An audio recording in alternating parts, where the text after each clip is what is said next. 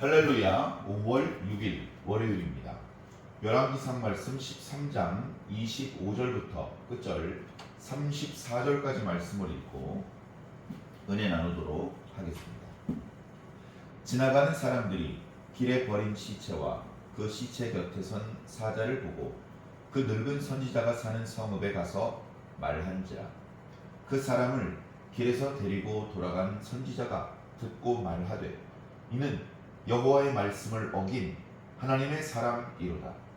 여호와께서 그에게 하신 말씀과 같이 여호와께서 그를 사자에게 넘기심에 사자가 그를 찢어 죽였도다 하고, 이에 그의 아들들에게 말하여 이르되, 나를 위하여 나귀의 안장을 지우라.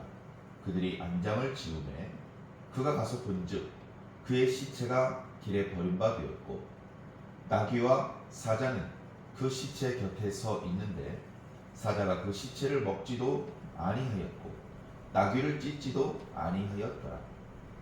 늙은 선지자가 하나님의 사람의 시체를 들어 나귀에 실어 가지고 돌아와 자기 성읍으로 들어가서 슬피 울며 장사하되 곧 그의 시체를 자기의 묘실에 두고 오호라 내 형제여 하며 그를 위하여 슬피 우니라. 그 사람을 장사한 후에 그가 그 아들들에게 말하여 이르되, 내가 죽거든 하나님의 사람을 장사한 묘실에 나를 장사하되 내 뼈를 그의 뼈 곁에 두라. 그가 여호와의 말씀으로 베델에 있는 제단을 향하고 또 사마리아 성읍들에 있는 모든 산당을 향하여 외쳐 말한 것이 반드시 이룰 것임이니라.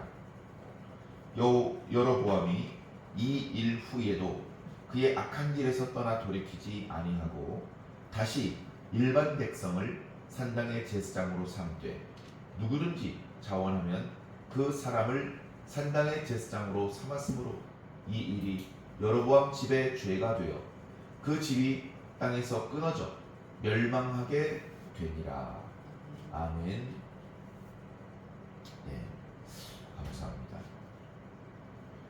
예, 열왕기상 13장에 여로보암이 베델과 단에 두 금송아지를 설치해 놓고 전에 본 적도 없었던 새로운 형태의 우상 숭배를 시작한 것, 그것에 대하여 하나님께서는 그것을 인정하지 않으신다고 하는 당신의 뜻을 이름이 알려져 있지 않은 한 하나님의 사람을 통해서 외치게 하시고 징조를 보이게 하시며, 그가 돌아오는 길에 뜻밖의 베델의 한 늙은 선지자 때문에 속아서 하나님의 말씀을 어기고 결국 편안하게 집에 돌아가지 못하고 객사하는 이야기와 그 이야기의 결말이 어제와 오늘 그리고 그저께 묵상했던 말씀들입니다. 다소 복잡하고, 이 사람은 누구지? 이 사람은 왜 이렇게 행동하지? 충분히 다 이해가 되지는 않습니다. 그러나 어저께 말씀 묵상을 하면서 설명드렸던 것처럼 그런 부분에 우리들의 시선을 빼앗겨서는 안 되며, 우리는 항상 하나님과 하나님의 말씀에 집중하는 모습으로 살아야 한다라는 것을 기억해 주시기를 다시 한번 부탁을 드립니다. 자, 어저께 말씀에 보면 베델의 한 늙은 선지자가 왜 그랬는지, 갑자기 본래의 사명을 잘 마치고 돌아가는 하나님의 사람이 어느 길로 가는지 알아두었다가 나귀를 타고 쫓아갑니다. 그러더니 자기 집으로 데리고 와서 떡을 먹이고 물을 마시게 하려고 합니다. 그 하나님의 사람이 사양을 했는데도 불구하고 거짓말을 해서까지, 나도 선지자입니다, 천사를 통해서 들었던 말씀에 당신을 제 집으로 초대해서 먹고 마시고 쉬게 하라고 말씀하셨습니다. 그런 거짓말까지 해가면서 사명 잘 마치고 돌아가는 하나님의 사람을 자기 집으로 데려옵니다. 그리고 떡을 마시게 하고 떡을 먹고 물을 마시게 하죠. 그런데 그렇게 음식을 먹는 중간에 그 베델의 늙은 선지자에게 하나님의 말씀이 임합니다. 식사하다 말고 벌떡 일어나서 내 이놈, 네가 어찌하여 하나님의 명령을 어기고 그 땅에서 먹지 말라고 한 떡을 먹고 마시지 말라고 한 물을 마셨느냐. 네가 곱게 조상들의 묘실에 들어가지 못할 것이다. 그런 예언을 합니다. 그쯤 되면 먹었던 떡이 얹히게 생겼어요. 어찌어찌 식사를 마치고 저는 거기 머물러 있을 수 없어서 나옵니다. 나오는데 자기 나귀에다가 안장을 지워가지고 이거 타고 가시라고. 나귀를 타고 집으로 가는데 가다가 사자를 만나서 사자에게 물려 죽습니다. 그런데 그렇게 사자를 만나서 죽게 된 것은 우연이 아니고 이것은 하나님의 손길이라는 것을 어제 말씀에서도 오늘 말씀에서도 분명히 말씀해주고 있습니다. 사자가 그 선지자를 물어 죽였는데 떠나지 않고 그 곁에 앉아 있습니다. 그 시신을 먹는 것도 아닙니다. 그 옆에 있는 나귀를 물어 죽이지도 않았습니다. 그 옆에 있는 나귀는 도망도 가지 않습니다. 시신이 널브러져 있고 그 좌우에 사자와 나귀가 서 있습니다. 마치 얘들이 뭘 기다리나? 뭘 기다리고 있는 것 같습니다. 그러더니 누군가 그 장면을 목격해서 베델에다가 소문을 냅니다.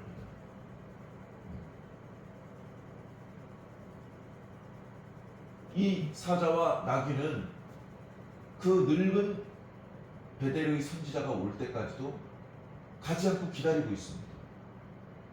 그 베델의 늙은 선지자가 그 죽은 사자에게 물려 죽은 하나님의 사람을 자기 나귀에 싣고 자기 마을로 돌아갈 때까지도 거기 서 있다가 아마 그 이후에 각자 갈 길로 가지 않았을까 싶습니다. 이 늙은 선지자는 그 소식을 듣고서 아하, 이것은 하나님의 명령을 어겼던 그 하나님의 사람인 것 같다. 아들들아, 나귀의 안장을 지워줘라. 내가 가서 봐야 되겠다. 그래서 가서 봅니다. 정말로 조금 전에 나와 함께 음식을 먹었던 그 사람이 죽어 있습니다. 그 사람의 시신을 자신의 나귀에 싣고 자기 성읍으로 돌아옵니다. 그리고서는 자기 집 안에 자기가 묻힐 곳으로 예정되어 있던 묘실에 그 하나님의 사람의 시신을 눕혀놓고 거기서 우호라 내 형제여 하면서 슬피 웁니다. 아니, 그렇게 슬퍼할 거면 속여서 하나님의 명령을 어기게 만들지 말았어야지. 이제 우리가 그런 생각을 하기 쉬운데 우리도 내가 어떤 행동을 해놓고 내가 그 행동을 왜 했을까 이해가 안 될 때가 있지 않습니까? 성경에 나오는 여러 가지 이야기들이 왜 그런 행동을 했다, 어떤 의도가 있었다, 누구의 지시를 받았다, 대가로 뭘 받은 것이다, 이렇게 다 설명되지 않는 것에 대해서 불만을 품지 않으시기 바랍니다. 이해할 수 없는 말과 행동을 저와 여러분도 많이 하고 있지 않습니까? 뒤늦게 자신의 행동을 후회하고 성실하게 사명을 잘 감당하고 있었던 그 하나님의 사람에 대해서 안타깝게 생각하는 마음으로 그를 위해서 슬피 울었고 유다에까지 가서 그 사람의 가족들에게 연락을 하고 빨리 와서 시신을 가져가라고 말하고 뭐 이렇게 안 하고 자기의 묘실에 그 시신을 안장한 것이죠. 그리고 아들들에게 이렇게 말합니다. 내가 나이가 많았으니 내가 죽는다면 이 하나님의 사람 곁에 그 자리에 나를 안치시키고 거기서 내가 이 하나님의 사람과 가까이 할 수 있도록 그렇게 좀 해다오라고 부탁을 합니다. 뿐만 아니라 그 하나님의 사람이 여로보암 앞에서 베델 성소에서 소리 질러 외쳤던 그 하나님의 말씀은 반드시 이룰 것이다 라고 그렇게 이야기하고 있습니다. 32절이죠. 그가 하나님의 말씀으로 베델에 있는 제단을 향하고 또 사마리아 성읍들에 있는 모든 산당을 향하여 외쳐 말한 것이 반드시 이룰 것임이니라. 왜? 그것은 하나님의 말씀이기 때문이다. 자, 이 선지자가 말한 말씀, 제단아 제단아, 오랜 후에 다윗에게서 요시아라는 사람이 나올 것이다. 그가 여기서 제사 행위를 하던 제사장들을 제물로 바칠 것이고 사람의 뼈를 이 위에서 불사르게 될 것이다. 그 말씀이 반드시 이루어질 거라는 증거로 첫 번째는 제단이 터지고 그 사이로 재가 쏟아지는 징조가 이루어졌습니다. 두 번째는 네가 나의 명령을 어기면 곱게 조상들의 묘실에 들어가지 못할 것이라는 하나님의 경고의 말씀이 또 이루어졌습니다. 그로해서 이 하나님의 사람이 베델의 제단과 사마리아의 산당들을 향하여 외쳐 예언했던 모든 말씀들은 반드시 이루어지는 하나님의 말씀인 것으로 입증이 된 것입니다. 그런 의미에서 이 하나님의 사람이 죽은 것이 억울하다고 할 수 없습니다. 그의 죽음은 헛된 죽음이 아니었고 그가 외쳤던 하나님의 말씀이 참 하나님의 말씀임을 증언해주는 놀라운 증거가 되었던 것입니다. 결국 중요한 것은 하나님의 뜻이고 하나님의 말씀이고 그것은 반드시 이루어진다. 뒤에 있는 말씀은 이런 일이 있었음에도 불구하고 유다로부터 한 하나님의 사람이 와서 불길한 예언을 했음에도 불구하고 그가 자신의 말라버린 팔을 위해서 기도했을 때 다시 팔이 도로 멀쩡해졌음에도 불구하고 그가 예고했던 징조가 그대로 이루어졌음에도 불구하고 여로보암은 돌이키지 않았다. 33절이죠. 이 여로보암이 이 일 후에도 그의 악한 길에서 떠나 돌이키지 아니하고 다시 일반 백성을 산당의 제사장으로 삼되 누구든지 자원하면 그 사람을 산당의 제사장으로 삼았으므로 이 행동이 여로보암의 집에 그 가문, 지금은 왕이 됐으니까 왕족이라고 할 수 있겠죠. 이 가문의 죄가 되었다.